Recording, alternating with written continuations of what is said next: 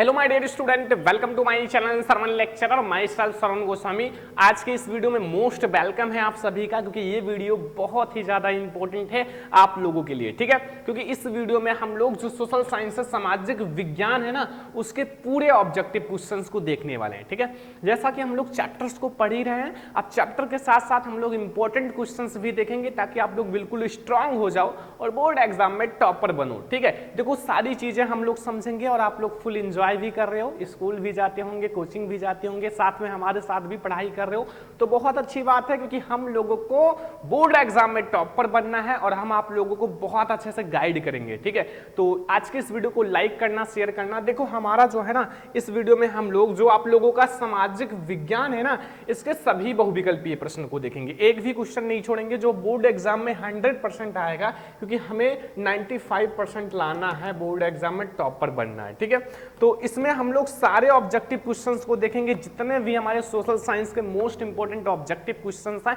तो सबको हम लोग देखेंगे।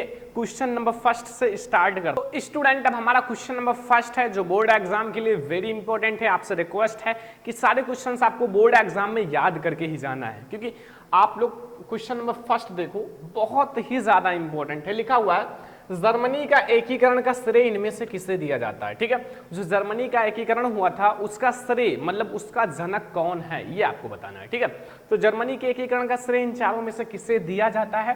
पहला है बच्चों ऑटो वन बिस्मार्क, या विलियम प्रथम, या हिटलर, या मैथ्सनी। तो मैंने आपको पहले ही चैप्टर में पढ़ाया था बच्चों, एक जर्मनी का एकीकरण, एक इटली का एकीकरण। अगर आप लोगों ने नहीं पढ़ा है तो आप लोगों की गलती है, क्योंकि आप लोगों को मैंने ऑलरेडी पढ़ा रखा है और शायद आप लोगों को पता भी होगा कि जर्मनी का एकीकरण का श्रेय इन चारों में से किसे दिया जाता है, क्योंकि बहुत ज्यादा इंपॉर्टेंट क्वेश्चन है। और आप लोग इंजॉय के साथ पढ़ो, प्रेशर नहीं लेना है, अच्छे से अपना टाइम टेबल सेट कर लो और हमें इतने टाइम पढ़ना है। ठीक है, प्रेशर से कुछ नहीं होगा, अच्छे से पढ़ो। ठीक है, तो जर्मनी का एकीकरण का श्रेय बच्चों ऑटो वन बिस्मार्क को दिया जाता है। किसे दिया जाता है? ऑटो वन बिस्मार्क को। तो याद रखना कि जो जर्मनी का एकीकरण का श्रेय है वो ऑटो वन बिस्मार्क को दिया जाता है। ये हमारा है question number first, most important है, अच्छे से तैयार करना, क्योंकि बोर्ड एग्जाम में बहुत अच्छा मार्क्स लाना है। ठीक है, देखो हम लोग बहुत सारे इंपॉर्टेंट ऑब्जेक्टिव क्वेश्चन देखेंगे। क्वेश्चन नंबर सेकंड देखना कि राष्ट्रवाद का प्रारंभ किस देश से हुआ। जो राष्ट्रवाद है उसका प्रारंभ बच्चों किस देश से हुआ। बहुत ही ज्यादा इंपॉर्टेंट क्वेश्चन है, मैं आपसे इसीलिए बार बार रिक्वेस्ट कर रहा हूं कि आप लोग बच्चों तैयार कर लो कि जर्मनी का एकीकरण का श्रेय किसे दिया जाता है, राष्ट्रवाद का प्रारंभ किस देश से हुआ। ऑप्शन नंबर का है जर्मनी, खा है इटली, गा है इंग्लैंड एंड घा है फ्रांस। तो अब आप लोग बता ही दो बच्चों कि फ्रांस जो है उसमें राष्ट्रवाद का प्रारंभ हुआ था। किस देश में हुआ था? फ्रांस। फ्रांस जो है ना, इसमें सबसे पहले राष्ट्रवाद का प्रारंभ हुआ था, याद रखना बच्चों। ठीक है, बहुत ही ज्यादा इंपॉर्टेंट क्वेश्चन है। अगला क्वेश्चन देखो, क्वेश्चन नंबर 3। क्वेश्चन नंबर 3 में पूछ रहा है कि नेपोलियन की पराजय कब हुई। जो नेपोलियन है, नेपोलियन, उनका पराजय कब हुआ। ठीक है, आपको इस सन बताना है कि जो नेपोलियन है उनका पराजय कब हुआ। ऑप्शन नंबर क्या है? 1814, 1815, 1816, 1817। अब बता दो आप लोग, अगर पता है तो बहुत अच्छी बात है, नहीं पता है तो अभी पता चल जाएगा, क्योंकि हम आप लोगों को पढ़ाएंगे बहुत अच्छे से। सारे क्वेश्चंस आपसे रिक्वेस्ट है नोट्स बनाओ, नोट करो और अच्छे से तैयार करो। ठीक है, कोई टेंशन नहीं लेने को। तो जो हमारा नेपोलियन का पराजय है ना, वो 1815 में हुआ था। कब हुआ था? 1815 ईस्वी। नेपोलियन का पराजय 1815 में हुआ था। हम लोग देखते हैं क्वेश्चन नंबर 4। क्वेश्चन नंबर 4 बहुत ही ज्यादा इंपॉर्टेंट है बच्चों, ध्यान रखना। गांधी जी का 4 नंबर क्वेश्चन है कि सविनय अवज्ञा आंदोलन कब चलाया गया। जो सविनय अवज्ञा आंदोलन है वो कब चलाया गया, पता है भाई? चैप्टर नंबर 2 है, भारत में राष्ट्रवाद, मैंने पढ़ा रखा है। ठीक है, दिल से बता रहा हूं, पढ़ा रखा है। अगर आपने नहीं पढ़ा है तो पढ़ लो। ठीक है, क्योंकि अभी आप जितना पढ़ लोगे ना, उतना आप निखर जाओगे, उतना आप बादशाह हो जाओगे, क्योंकि बादशाह बनने के लिए हमें कुछ ना कुछ करना पड़ता है। ठीक है, तो आप पढ़ाई करो, अभी आप पढ़ाई के क्षेत्र में बनो, फिर आगे तो होता रहेगा जो होगा। ठीक है, तो अब आप जो आपका सविनय अवज्ञा आंदोलन कब प्रारंभ हुआ? 1920, 1927, 1930, 1935। चलो बता दो। अगर नहीं पता तो मैं आपको बताता हूं कि 1930 में जो है सविनय अवज्ञा आंदोलन का प्रारंभ हुआ था। कब हुआ था? 1930 में। याद हो गया? अब तो कोई दिक्कत, कोई परेशानी नहीं है ना। ठीक है, तो अब नोट कर लो और बोर्ड एग्जाम तक याद होना चाहिए। ऐसा नहीं कि मैं पढ़ा रहा हूं, याद हो गया, बाद में स्कूल में पूछा जाए भूल गए। ऐसा नहीं होता, ठीक है। अच्छे से पढ़ो, मन लगा के पढ़ो, ठीक है, क्योंकि आपके माता पिता आपको पैसे दे रहे हैं, आपके पीछे इतने पैसे लगा रहे हैं, शायद खुद उतना मतलब अच्छे से नहीं रहते जितना आपको बनाए रहते हैं। ड्रेस बिल्कुल मेंटेन आपका है, साफ सुथरा है, प्रेस है, स्कूल में फीस टाइम पे आ जाता है। क्यों आ जाता है? क्योंकि हमारा बच्चा पढ़ रहा है। देखो पढ़ाई एक ऐसी चीज है ना जिसको पाने के लिए लोग बहुत ज्यादा मेहनत करते हैं। जो पढ़ाई की कीमत नहीं समझेगा वो कभी आगे नहीं जाएगा। देखो आप मेरी एग्जाम्पल ले सकते हो, मैं भी बहुत अच्छे से पढ़ाई किया और शायद वो पढ़ाई हमारे लिए बिल्कुल अमृत हो गया, क्योंकि आज हम बहुत ज़्यादा खुश हैं अपनी पढ़ाई से, क्योंकि लोग जो सोचते थे ना उससे भी कहीं आगे हम निकल चुके हैं, ऐसा लगता है मुझे आप लोगों के प्यार और सपोर्ट से। ठीक है बच्चों, तो हमारा है 1930 में सबनी अवज्ञा आंदोलन चलाया गया था। कब चलाया गया था? 1930 में। ठीक है, तो समझ में आ गया ना 1930 में चलाया गया। क्वेश्चन नंबर 5 देखो। 5 में ध्यान देना कि महात्मा गांधी दक्षिण अफ्रीका से वापस कब लौटे। जो महात्मा गांधी जी हैं वो दक्षिण अफ्रीका गए थे, तो दक्षिण अफ्रीका से वापस कब लौटे? ऑप्शन है आपके पास 1914, 1915, 1918, 1919। तो बच्चों महात्मा गांधी जी दक्षिण अफ्रीका से वापस कब लौटे थे? इस क्वेश्चन का आंसर आप लोगों को पता होगा, हमारे ऑप्शन हैं और ऑप्शन आप लोगों को पता है। महात्मा गांधी जी है ना वो दक्षिण अफ्रीका से 1915 में लौटे थे। कब लौटे थे? 1915 में महात्मा गांधी जी दक्षिण अफ्रीका से वापस भारत आए थे। कहाँ आए थे? भारत। ठीक है, समझ में आ गया ना? बहुत अच्छा है, बस आप लोग ऐसे समझते रहो, फिर हम लोग कोई टेंशन नहीं लेंगे, बहुत अच्छे से पढ़ाई करेंगे, एक एक क्वेश्चंस को, एक एक सब्जेक्ट को स्टेप बाय स्टेप। अभी हम लोग ऑब्जेक्टिव देख लेंगे, फिर हम लोग चैप्टर्स को भी पढ़ेंगे, long question, short question, map वाले क्वेश्चन, सब कुछ देखेंगे। बस चैनल को सब्सक्राइब करके रखो। बहुत सारे बच्चे सब्सक्राइब नहीं करते हैं, क्यों? क्योंकि वो सोचते हैं कि हम इधर उधर भटक रहे हैं। देखो कुछ नहीं होगा, प्यार से पढ़ो, हमारे साथ पढ़ो, एंजॉय के साथ पढ़ो, कोई दिक्कत हो आप हमसे पूछो, हम आपको बहुत अच्छे से समझाएंगे, क्योंकि हम समझते हैं आप कैसे पढ़ाई करते हो। आपके ऊपर पहला ईयर है, मतलब पहला बोर्ड एग्जाम है, कैसा प्रेशर होगा वो सब मुझे पता है। ठीक है, तो उन सब को मैं दूर कर दूंगा। कॉपी कैसे लिखना है, गलती कौन कौन सा नहीं करना है, सब कुछ मैं आपको बताऊंगा। क्वेश्चन नंबर 6 है, चौड़ी चौड़ा कांड किस वर्ष घटित हुआ?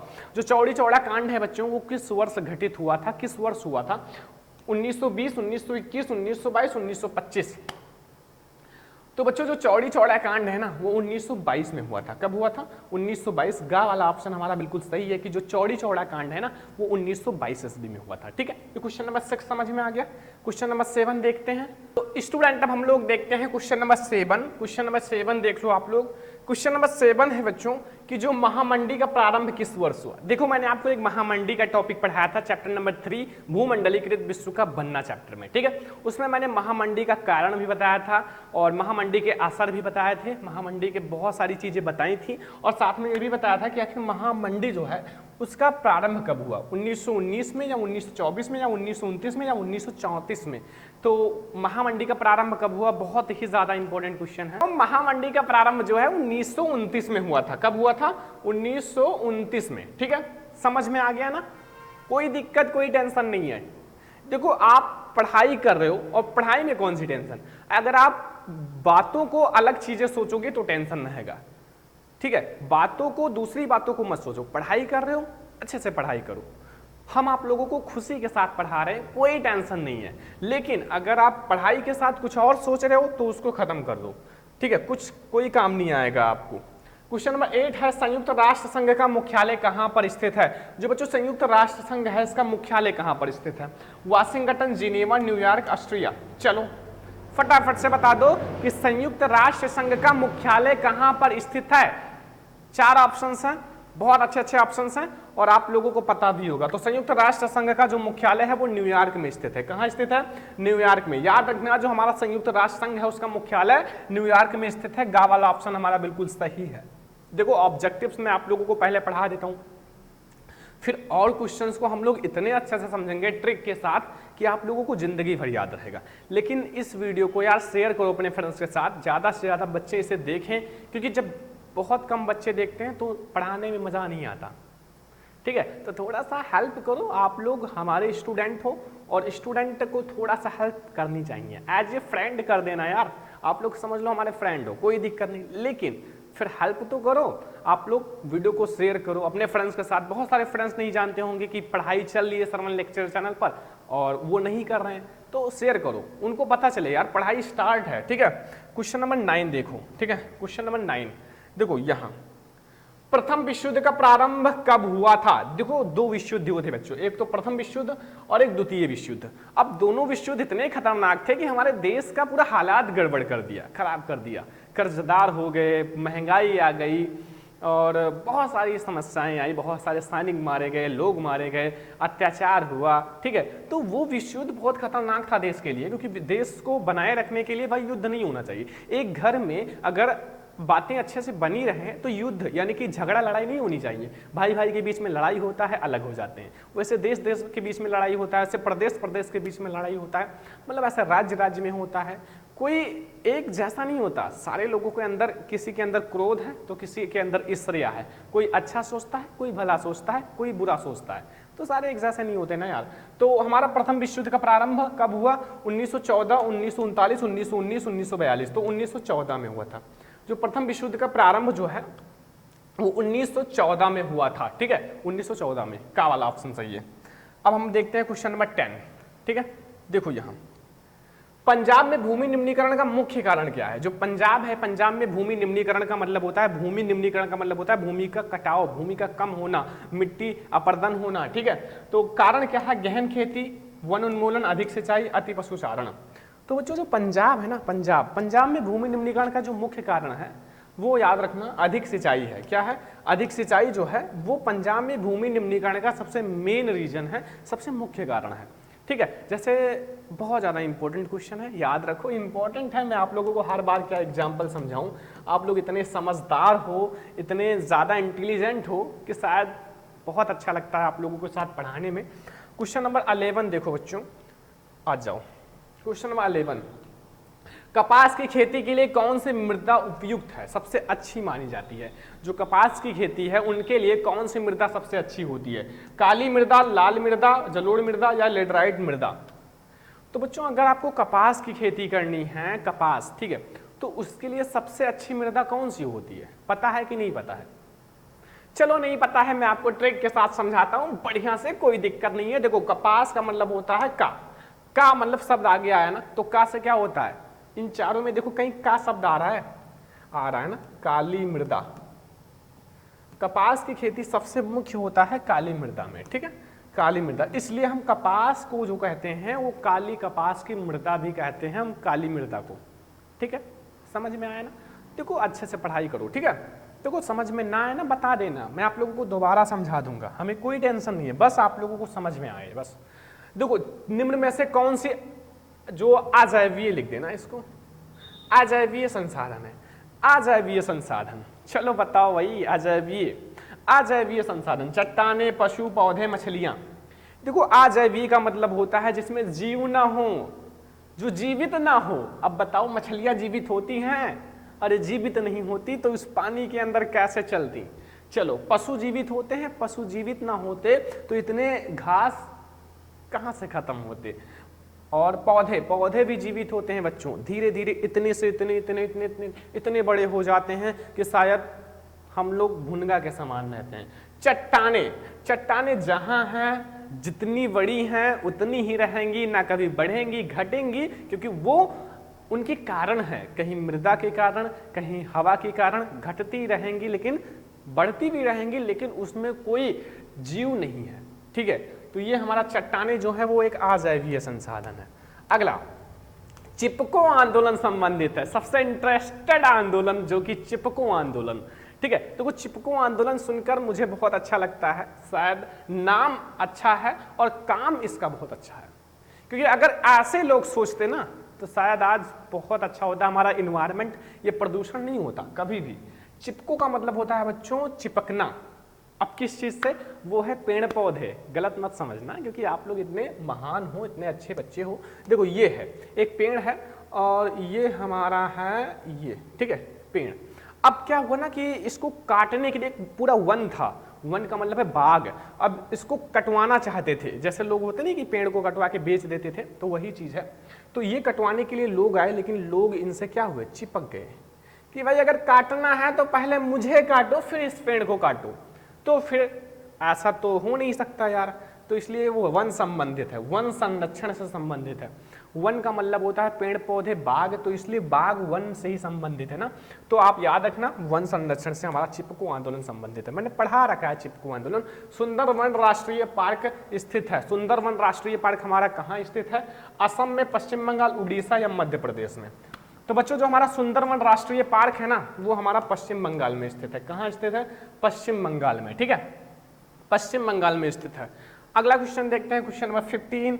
ध्यान से समझना एक एक क्वेश्चन को बच्चों, बहुत ज्यादा इंपॉर्टेंट है। क्वेश्चन नंबर 15 हम लोग समझते हैं, ठीक है। लिखा हुआ बहुउद्देशीय नदी घाटी परियोजना को किसने आधुनिक भारत का मंदिर कहा? जो बहुउद्देशीय नदी घाटी परियोजना है ना, उसमें कौन महानायक हैं जिन्होंने आधुनिक भारत का मंदिर कहा? इसे आधुनिक भारत का मंदिर कहा। महात्मा गांधी, जवाहरलाल नेहरू, ठीक है, एंड हमारा अन्ना हजारे। यहाँ हमारा जवाहरलाल नेहरू 2 बार हो गया है, तो एक चेंज कर दो, किसी और का नाम लिख दो, कोई दिक्कत नहीं है, कोई एक और नाम लिख दो, ठीक है, चाहे आप जो आपके मन में आए लिख देना, ठीक है, मुझे कोई दिक्कत नहीं है। तो हमारा है बहुउद्देशीय नदी घाटी परियोजना को आधुनिक भारत का मंदिर हमारे जवाहरलाल नेहरू ने कहा था। तो एक ऑप्शन आपका सही है ये वाला, इसको आप कोई भी नाम चेंज कर दो, जैसे विनोबा भावे कर दो, कोई दिक्कत नहीं है। तो यहाँ हमारा ऑप्शन तो जवाहरलाल नेहरू ही सही होगा, तो हम गा वाला ऑप्शन ले लेते हैं। क्वेश्चन नंबर 16 पर अब आते हैं स्टूडेंट। अब हम लोग देखते हैं क्वेश्चन नंबर 16, जो बहुत ही ज्यादा इंपॉर्टेंट है। लेकिन उससे पहले मैं आप लोगों को हंसी खुशी के साथ बता रहा हूं एक बड़ी खुशखबरी, जो कि आप लोग बहुत ज्यादा लापरवाह हो गए हो, ठीक है, और मेहनत तो कर रहे हो लेकिन एक सही डिस्टेंस में मेहनत नहीं कर रहे हो। देखो आप लोगों के लिए मैंने इतना मेहनत करके 3 से 4 महीने दिन रात एक करके इतना मेहनत किया, और आप लोग उसमें कोई इंटरेस्ट ही नहीं ले रहे हो। देखो टॉपर बैच बहुत सारे बच्चे ज्वाइन हैं, ठीक है, मैं आपको बता रहा हूँ बहुत सारे बच्चे ज्वाइन हैं, लेकिन ये मैंने आप लोगों के लिए बहुत ही मेहनत करके बैच बनाया है, टॉपर बैच। देखो अगर आप लोगों को बोर्ड एग्जाम में अच्छे मार्क्स लाना है, अपने माता पिता के सपनों को पूरा करना है, तो टॉपर बैच को ज्वाइन कर लो। देखो टॉपर बैच में मैं आपको सभी सब्जेक्ट की तैयारी करा रहा हूँ, सारे टीचर्स हैं, सारी चीजें हैं, ऑल सब्जेक्ट्स हैं, ऑल सब्जेक्ट की पूरी तैयारी कराई जा रही है। देखो अभी आप क्लास 10th में हो ना बच्चों, ये समय निकल जाएगा, दोबारा जिंदगी में नहीं आएगा। आज का दिन गया तो गया, क्लास 10th गया तो गया, कुछ इतिहास रचो। हमारे समय में नहीं था, वरना हम बैच को ज्वाइन करके और बहुत अच्छे से पढ़ाई करते। एक बात याद रखना, आप क्लास 10th निकल जाएगा ना, फिर दोबारा आप क्लास 10th में अपनी पूरी लाइफ 100 साल तक जिंदा रहोगे तो भी नहीं आओगे, ठीक है। आज आप लोग अपना, सभी आपसे पूछ रहे हैं तुम्हारे कितने दोस्त हैं, कितने गर्लफ्रेंड हैं, कितने बॉयफ्रेंड हैं, लेकिन जब ये उम्र निकल जाएगा ना, जब थोड़ा आगे जाओगे तो लोग ये पूछेंगे कितना कमाते हो, क्या औकात है तेरी, ठीक है। तो अपने आप को बनाओ, ठीक है। अभी आप क्लास 10th में ऐसा नंबर लाओ ना कि चारों तरफ के लोग सोचें कि काश इस तरह मेरा बेटा होता। अभी आपके पास 10th का मौका है, तो आप 10th में अपना जलवा दिखाओ। 12th में जाना, 12th में अपना जलवा दिखाना। जब नौकरी का चक्कर आएगा तो नौकरी का आप लोग जलवा दिखाना। टॉपर बैच को ज्वाइन करो। सबसे पहले आप सरमन लेक्चरर ऐप आपको प्ले स्टोर पर मिल जाएगा, लिंक इस वीडियो के डिस्क्रिप्शन में मिल जाएगा, उसको डाउनलोड करो। और वहां क्लास 10th का सबसे नंबर 1 बैच टॉपर बैच चल रहा है, ठीक है। उसकी प्राइस मैंने पूरे साल की बहुत ही कम कर दी है, 799 पूरे साल की फीस है, ठीक है। 50 बच्चों के लिए ऑफर था, 50 बच्चों से ज्यादा ज्वाइन हो चुके हैं। अब ये जो मैंने ऑफर 100 बच्चों के लिए कर दिया है। क्यों? क्योंकि देखो बहुत सारे बच्चे जो है ना, पैसे इकट्ठा करना बहुत बड़ी बात है। क्योंकि मैं इसका प्राइस पहले 1499 था, इसको मैंने कट करके ये 799 कर दिया। क्यों? क्योंकि हम आप लोगों को पढ़ाना चाहते हैं, हम आप लोगों को टॉपर बनाना चाहते हैं, आप लोगों का इंटरव्यू लेना चाहते हैं, हम आप लोगों को अवार्ड देना चाहते हैं, ठीक है। तो आप लोग पहले कॉन्टैक्ट, देखो कॉल या व्हाट्सएप कर लेना बच्चों हमारे पास, हम खुद आप लोगों को बताएंगे। कॉल कर सकते हो या व्हाट्सएप इस नंबर पे 9918863196। मैं आपको कोई प्रेशर नहीं कर रहा हूं, आप पहले हमसे बात करो इस नंबर पर, आप उसके बारे में पूरी जानकारी लो कि हमें सर कौन कौन सा सब्जेक्ट पढ़ाया जाएगा, कैसे पढ़ाया जाएगा, कैसे पढ़ना है, क्या करना है। आप इस नंबर पे कांटेक्ट कर लो 9918863196। फिर आप बैच में ज्वाइन हो, फिर आप बैच पे पढ़ाई करो।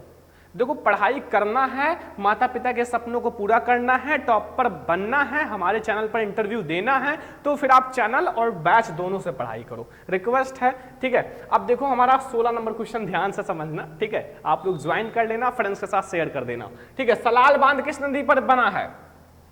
सलाल बांध हमारा किस नदी पर बना है? महानदी, चिनाब नदी, सतलुज नदी, कृष्णा नदी। तो हमारा जो सलाल बांध है ना बच्चों, वो हमारा चिनाब नदी पर बना है। कहाँ? चिनाब नदी पर हमारा जो सलाल बांध है ना, वो बना हुआ है। कहाँ बना हुआ है? हमारा चिनाब नदी, सलाल बांध जो है वो चिनाब नदी पर बना हुआ है। अगला बच्चों आ जाओ, बहुत ज्यादा इंपॉर्टेंट क्वेश्चन है यार, हर बोर्ड एग्जाम में ये आते हैं। देखो इनमें से कौन सी रबी फसल है? इनमें से कौन सी रबी फसल है? चावल है, मोटे अनाज, ज्वार, तिल या चला काला चना।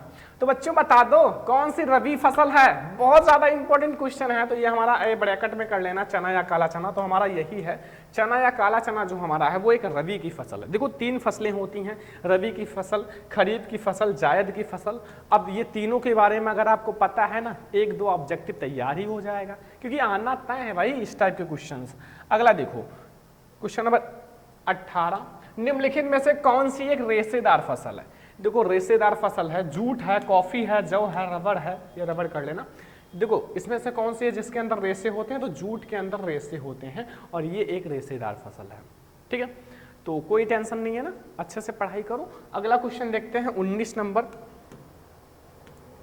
19 नंबर आ जाओ बच्चों, झारखंड में स्थित कोडरमा निम्नलिखित में से किस खनिज का अग्रणी उत्पादक है? जो झारखंड में स्थित हमारा कोडरमा है ना, वो निम्नलिखित में से किसका अग्रणी उत्पादक है? बॉक्साइट, लौह अर्वरक, लौह या फिर हमारा तांबा।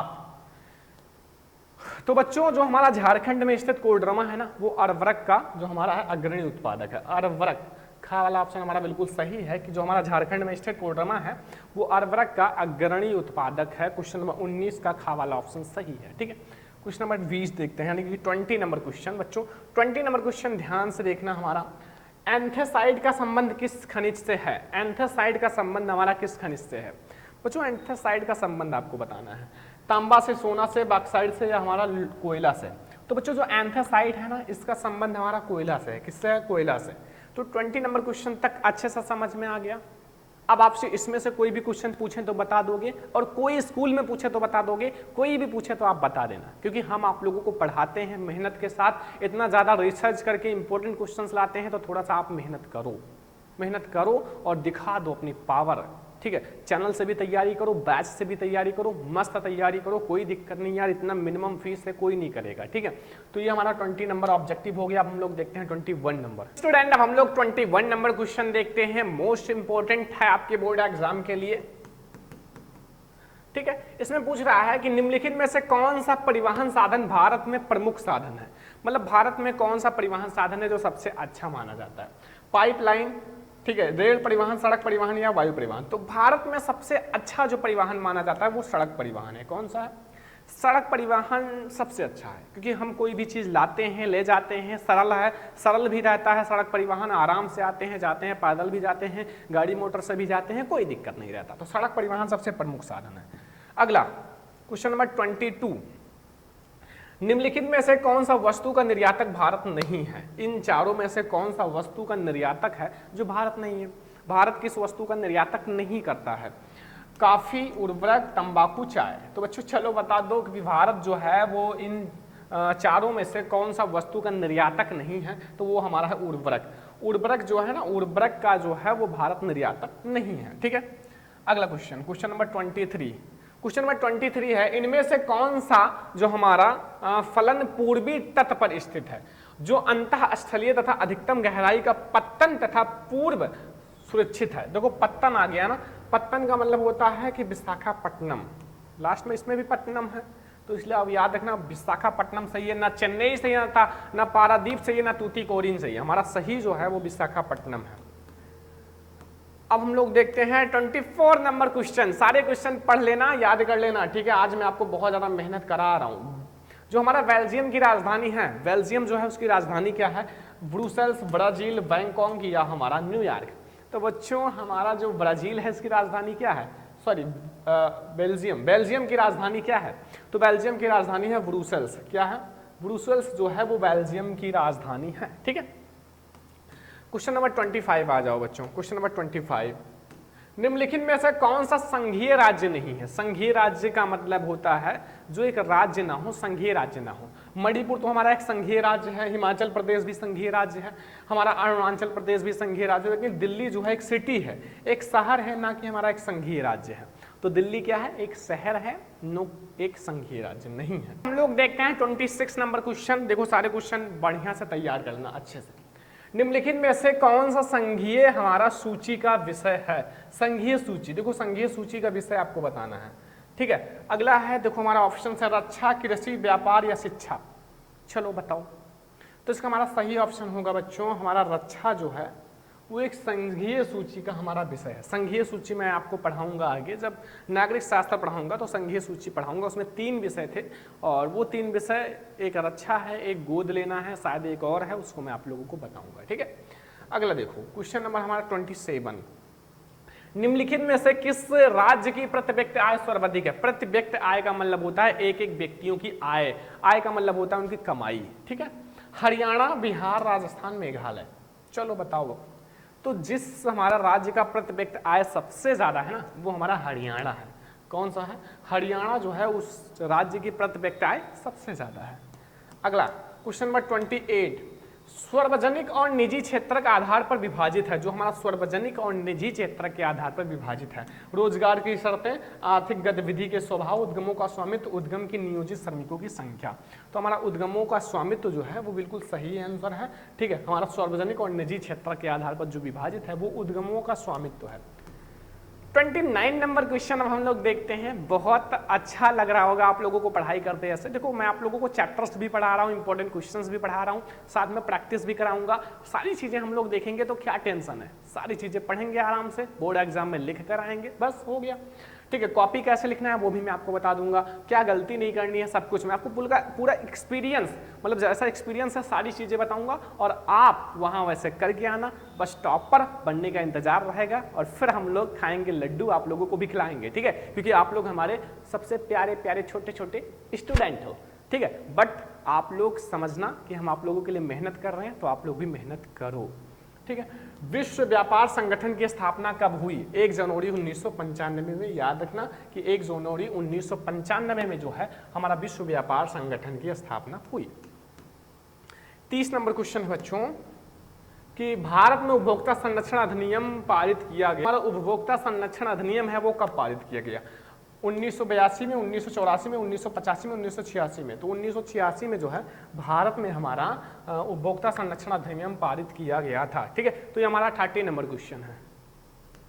एंड इस वीडियो में हम लोग 30 मोस्ट इंपोर्टेंट क्वेश्चंस को देखे हैं ऑब्जेक्टिव, क्योंकि हम लोग वो ऑब्जेक्टिव देखे हैं जो बोर्ड एग्जाम में धुआं धुआं करेगा, अपना लहराएगा तिरंगा। और आप लोग देखना बोर्ड एग्जाम में यहां से बहुत सारे ऑब्जेक्टिव्स आएंगे, क्योंकि सोशल साइंस में पढ़ाता नहीं हूँ, फुल एक्सपीरियंस के साथ समझाता हूँ और बोर्ड एग्जाम में बच्चे 95, 97, 98 मार्क्स लेकर आते हैं। तो अब मैं आप लोगों को बता देता हूँ बच्चों, जितने बच्चे अभी लापरवाही कर रहे हैं वो सुधर जाओ, क्योंकि आप लोगों के लिए टॉपर बैच अगर बना है ना, और देखो फीस भी ज़्यादा नहीं है। अगर ये बच्चे कहते हैं कि मैं फीस नहीं एफर्ड कर पा रहा हूँ, तो बच्चों फीस 1 साल की पूरी फीस है 799। ये कौन सी ज़्यादा फीस है? कोई बच्चा हमें बता दे ज़्यादा फीस है? 1 ईयर 365 दिन की जिम्मेदारी हमारी है। कोई दिक्कत कोई परेशानी हो ना, आप कांटेक्ट कर लेना, हमें व्हाट्सएप या कॉल कर लेना, ठीक है। 9918863196। भाई कॉल या व्हाट्सएप करो, कोई प्रॉब्लम आए आप हमें कॉल या व्हाट्सएप करो 9918863196 पर। कोई प्रॉब्लम आए, कोई भी छोटी से छोटी प्रॉब्लम हम आपको तुरंत सॉल्व कराएंगे।